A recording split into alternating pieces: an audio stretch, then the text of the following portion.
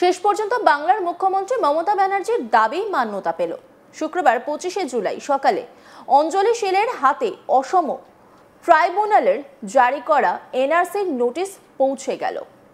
খোদ ফালাকাটা থানার আইসি অভিষেক ভট্টাচার্য ওই নোটিশ অঞ্জলি শীলের হাতে তুলে দেন।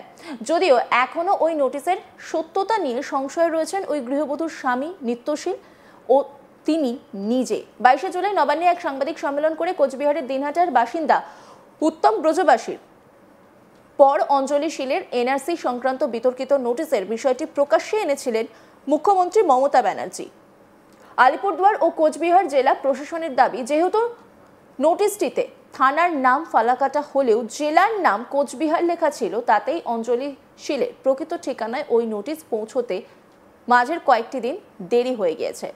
যদিও নিত্যশীলের এখনো প্রশ্ন, একটা বিষয় আমার কাছে এখনো স্পষ্ট নয় যে কেন একটি সরকারি নথি আমাদের হাতে এসে পৌঁছানোর আগে তা মিডিয়ার হাতে তুলে দেওয়া হলো। কে তা দিলেন? কেনই বা ওই ব্যক্তিগত নোটিশ ভাইরাল করা হলো, যার জন্য আমার স্ত্রীকে রীতিমতো মানসিক চাপে পড়তে হয়েছে? এই ঘটনায় রাজনৈতিক অভিসন্ধির গন্ধ পাচ্ছেন অঞ্জলি শীলের স্বামী নিত্যশীল। কারা রাজনৈতিক অভিসন্ধি করছে অথবা ছড়াচ্ছে, ওই প্রশ্নের উত্তরে কোনো জবাব দেননি নিত্য। তার সাফ কথা, আমি রাজনীতি বুঝি না। আমার স্ত্রীর নামে নোটিশ যখন এসেছে, পশ্চিমবঙ্গে দীর্ঘ 35 বছর বসবাসের প্রমাণ নিয়ে অসমে গিয়ে নোটিশের মোকাবেলা করব। আমরা ভারতীয়, অন্য গ্রহ থেকে উড়ে আসিনি। শ্রী অঞ্জলি শীল বলেন, গত 21 তারিখ থেকে ওই নোটিশকে কেন্দ্র করে আমার মানসিক অবস্থার অবনতি হয়েছে। রাজনৈতিক নেতা কর্মী থেকে সংবাদ মাধ্যমের প্রশ্নের ঢেউ সামলাতে গিয়ে জেরবার হয়ে পড়েছি। পশ্চিমবঙ্গের নাগরিকত্বের সব ধরনের প্রমাণ আমার কাছে আছে। আমার কারো দয়া চাই না, নিজের সমস্যা নিজেই মেটাবো। নিত্যশীল অঞ্জলি শীলের স্বামী, তিনি কি বলছেন শুনবো। হাতে পেয়েছেন নোটিশ? হ্যাঁ, নোটিশ হাতে পেয়েছি। তো কি ভাবছেন এখন, কি চিন্তা ভাবনা করছেন? চিন্তা ভাবনা, নোটিশটা আসছে, এখন দেখি কি চিন্তা ভাবনা করা যায়। কোনো দিক থেকে কি কোনো মনে হচ্ছে যে কোনো অসুবিধে বা কিছু এরকম? এখন নোটিশটা আসছে, আমরা এখন আসামে নোটিশটা আসছে, আমরা আসামে যাবো। আসামে আমরা ইনকোয়ারি করবো যে কিসের জন্য আমাদের এখানে নোটিশটা আসলো, কী কারণে আসলো। আমরা 35 বছর ধরে আমি ইন্ডিয়ান আছি, মানে পশ্চিমবঙ্গে আসছি। তবে আমাদের হাতে 4-5 দিন পর আমাদের হাতে নোটিশটা আসলো, আমরা জানলাম না কিছু, এতটা ছড়ে গেল গা, কী কারণে ছড়লো।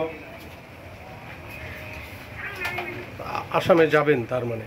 সমস্ত নথি ডকুমেন্টটা আসছে, আমরা আসামে যাবো। আমাদের আসামের লোকজন আছে, আমরা যাইতে হবে তো। আমাদের তো এখানকার কোন ফ্যাক্টরি না, আসামের রসিদ আসছে, আসামে যেতে হবে। মানে আপনার কি আজকে নোটিশটা কখন পেয়েছিলেন? এই 9টা-10টার দিকে ওই টাইম হবে। কারা দিয়ে গেল?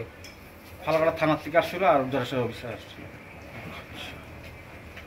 নোটিশটাতে কি শুধু আপনার বউয়ের নামই লেখা আছে? হ্যাঁ, মানে অঞ্জলি শীলের নাম লেখা আছে।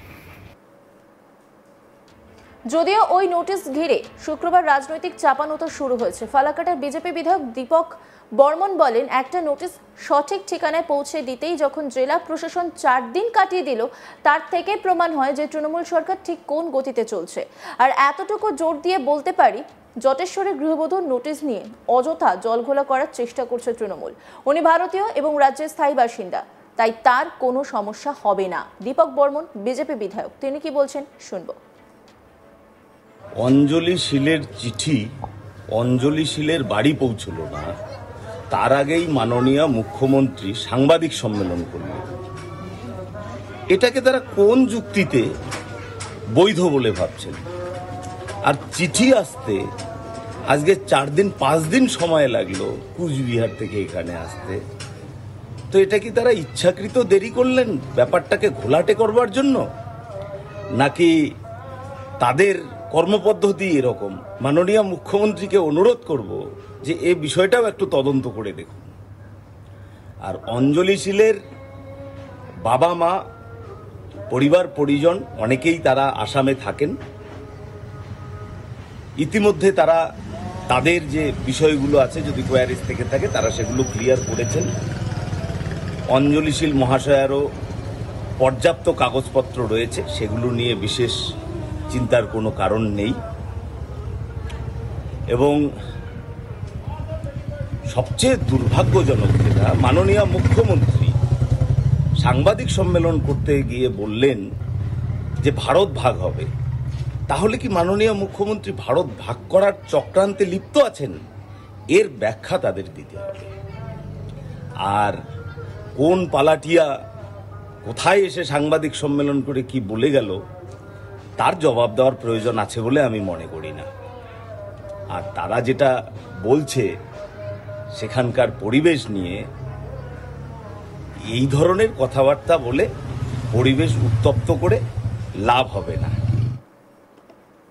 পাল্টা ওই নোটিশ নিয়ে এদিন ফালাকাটে তৃণমূল কংগ্রেসের কার্যালয়ে এক সাংবাদিক বৈঠকে আলিপুরদুয়ারের বিধায়ক সুমন কাঞ্জিলাল বলেন, আমরা পরিবারটির পাশে আছি। এনআরসির ভয় দেখিয়ে কাউকে রাজ্য থেকে তাড়ানো যাবে না। আগামী 27শে জুলাই থেকে জটেশ্বরের ঘটনা নিয়ে আমরা রাজনৈতিকভাবে পথে নামব। দিনের শেষে একথা প্রমাণ হলো যে মুখ্যমন্ত্রী মমতা ব্যানার্জি কোনো ভুয়ো তথ্যের সামনে আনেননি। কি বলেছেন তিনি শুনব। 21শে জুলাইয়ের পরদিনই 22 তারিখ আমরা লক্ষ্য করলাম আমাদের মাননীয় মুখ্যমন্ত্রী শ্রীমতী মমতা বন্দ্যোপাধ্যায় নবান্নে একটি সাংবাদিক বৈঠক করে আমাদের আলিপুরদুয়ার জেলার ফালাকাটা এই যে বিধানসভা কেন্দ্রের অন্তর্গত জটেশ্বরে একজন স্থানীয় বাসিন্দা অঞ্জলি শীল, তার স্বামীর নাম নিত্য শীল, তার কাছেও এরকম কোকরাঝাড়ের ফরেন ট্রাইব্যুনাল অসম থেকে একদিকে অসমীয়া ভাষায় একদিকে ইংরেজিতে লেখা একটা চিঠি এসে পৌঁছেছে এবং সেই চিঠি মুখ্যমন্ত্রী সাংবাদিকদের কাছে সেটা তুলে ধরলেন 22 তারিখ নবান্নের সাংবাদিক বৈঠক থেকে। সেই বৈঠকেই আমাদের মাননীয় মুখ্যমন্ত্রী সবটা বিস্তারিত সাংবাদিকদের বলেছেন। এখান থেকে আমি আপনার প্রশ্নের উত্তরে বলি যে যখন রাজ্যের মাননীয় মুখ্যমন্ত্রী এই গোটা বিষয়টি তুলে ধরলেন তখন স্বাভাবিকভাবেই সাংবাদিকদের কাছে সেই চিঠি এসে পৌঁছেছে। এখন অনেকে জিজ্ঞেস করছেন বা আপনারা জানতে চাইছেন যে এই চিঠি কেন বিজেপি বলছে যে নকল চিঠি। আমি এই জায়গাটাতে তীব্র প্রতিবাদ করছি ভারতীয় জনতা পার্টির এই দুরভিসন্ধিমূলক কথাবার্তাতে। কারণ আমরা দেখেছি যে এই যে চিঠিটা অঞ্জলি শীলকে কোকরাঝাড়ের ফরেন ট্রাইব্যুনাল ইস্যু করেছে, এই চিঠিতে তারা ভুলক্রমে ফালাকাটা জটেশ্বর লিখবার পর জেলার নাম দিয়েছে কোচবিহার। কিন্তু যেহেতু অসম সংলগ্ন কোচবিহার, সরাসরি কোচবিহারে চিঠি পৌঁছেছে কোচবিহারের পুলিশ কমিশনারের কাছে, মানে এসপির কাছে।